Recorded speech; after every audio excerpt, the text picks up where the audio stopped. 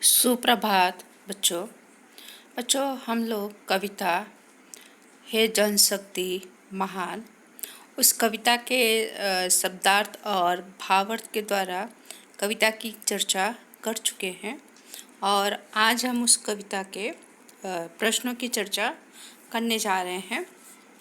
तो बच्चों, स्वाध्याय के प्रश्न नंबर 1 जो है, तो इसके पहले मैंने आपको वो PDF में फिलिंग द ब्लैंक्स जो है रिक्त स्थान की पूर्ति कीजिए, वो मैं प्रश्न मतलब कि उसको मैं कर चुके हैं। फिर भी एक बार हम यहाँ पर कर लेते हैं MCQ के तरीके से। बराबर, बोर्ड में ऐसे प्रश्न, ये दोनों प्रश्न बहुत इम्पोर्टेंट, इस पर ध्यान देना बच्चों।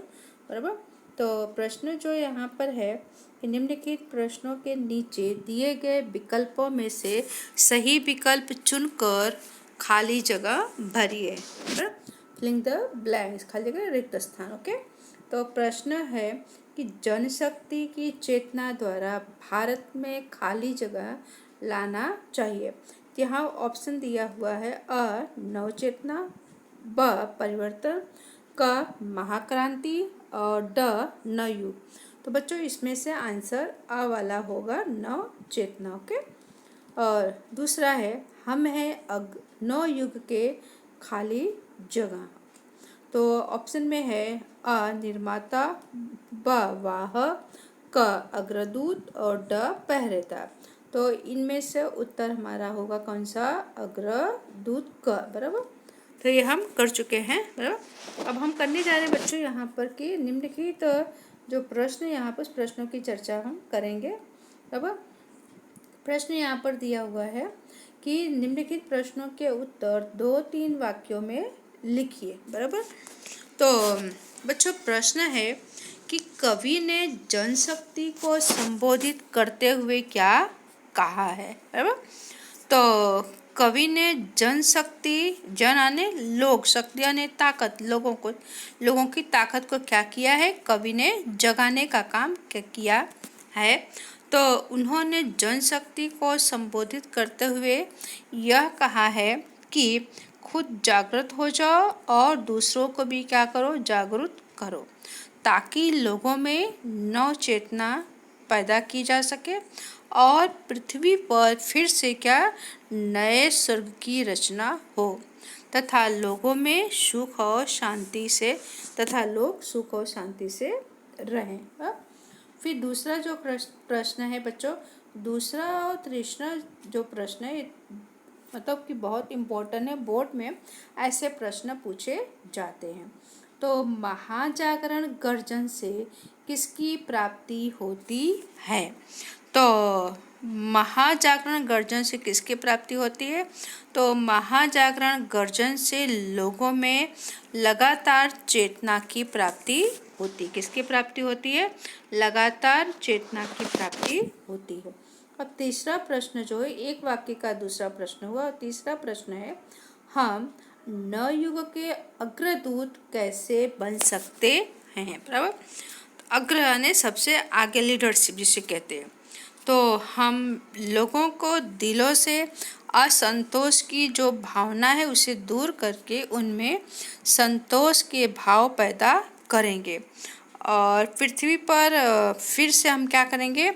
और पृथ्वी पर स्वर्ग जैसी सुविधा प्रदान करेंगे और हम उन्नति के पथ पर आगे बढ़ते हुए लोगों का मार्गदर्शन करके नवयुग के अग्रदूत बन सकते हैं। बराबर, इस तरह से प्रश्न होंगे।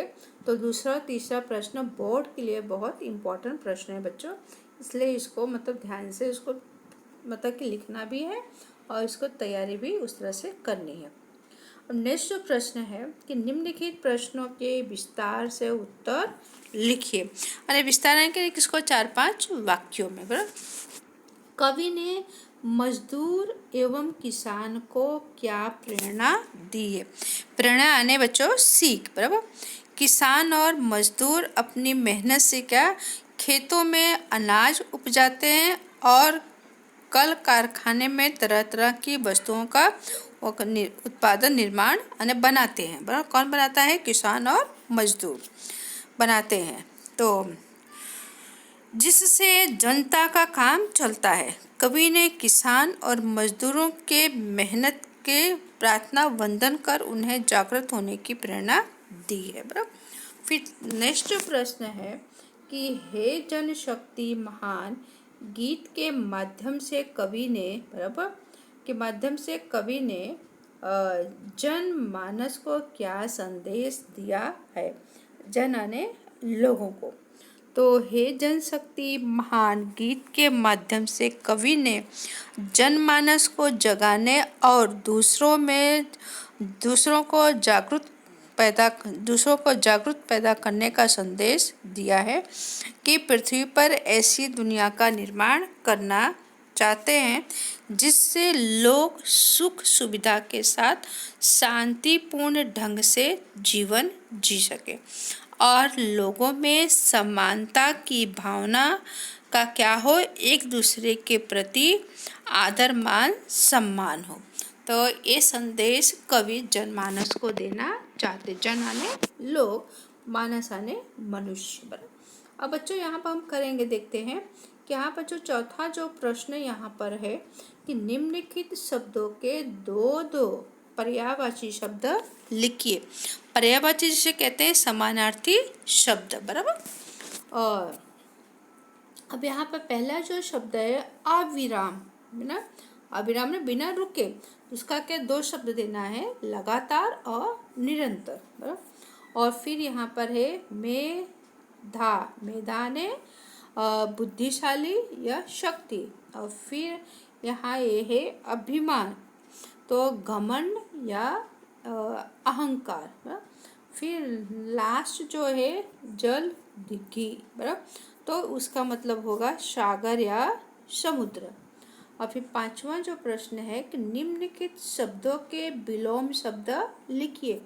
विलोम को उसे विपरीत शब्द भी कहते हैं, उसे विरोधार्थी शब्द भी कहते हैं, उसे विरोधी शब्द भी कहते हैं। बराबर।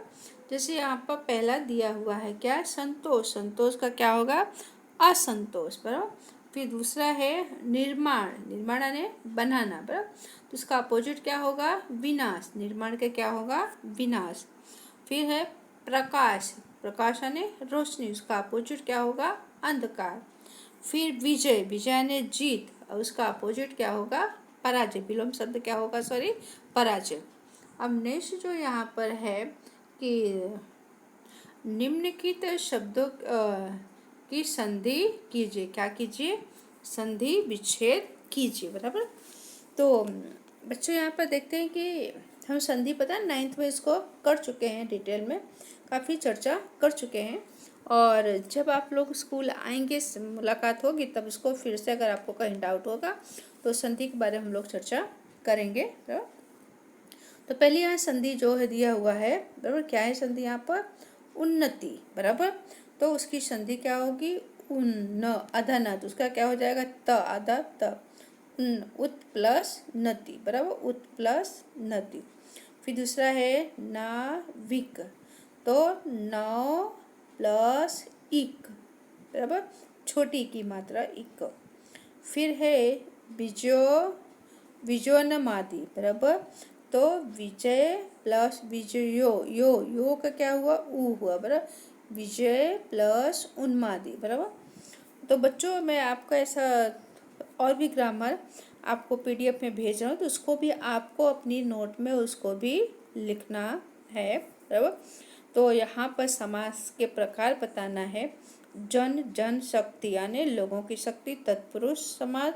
उन्नति पथ यानी तत्पुरुष समाज। विचोन्मिद यानी तत्पुरुष समाज। न युग यानी कर्म, नया युग, तो कर्म करना। महाजागरण, वो भी कर्मधारय समाज। सुख सर्जन यानी कर्मधारय समाज। फिर काल जल देव यानी कर्मधारय। भाववाचक संज्ञा, भाव यानी फीलिंग। पर उसके लिए कहते हैं जैसे कि एग्जाम्पल कि एक गूंगा आदमी है जो बोल नहीं सकता है, लेकिन उसको मान लो बहुत अच्छा उसको कुछ अच्छा खाना दिया या उसको बहुत अच्छी स्वीट गुलाब जामुन या रसगुल्ला उसको दिया, और देने के बाद उसको पूछते हैं कि चाचा कैसा है, मिठाई कैसी है, तो बोल नहीं पा रहे, लेकिन उसके चेहरे के एक्सप्रेशन और हाथ के एक्शन से वो बता देता है कि बहुत अच्छा है ब्रो। उसे कहते हैं भाव। जैसे महान, तो महानता, जागना तो जागरण, बसाना बस्ती, गरजना गर्जन, मजदूर मजदूरी, किसान किसानी, मानव मानवता, बढ़ना बढ़ती। बराबर। तो बच्चों टेंशन करने जैसा नहीं है, एक आप ऐसे रीडिंग देगा तो आपको समझ में आ जाएगा, ऐसा सब है ग्रामर है। फिर कर्तुवाचक, कर्तुआ ने कर्ता, जो करता है, जो करता है उसे कहते हैं कर्तुवाचक। जैसे प्रकाश तो प्रकाशक, नाव तो नाव कौन चलाता है, नाविक, ज्योति ज्योतिधर, सुख तो सुखद, विजय तो विजेता, गायन तो गायक, पथ तो पथ पर कौन चलता है, पथिक, श्रम श्रमिक, निर्माण निर्माता, फिर चेतना तो जो सॉरी चेतना का क्या होगा बच्चों, चेतक। बराबर, इस तरह से इतना है। बराबर, तो आप इसको अपनी नोट में लिख डालेंगे। थैंक यू, धन्यवाद।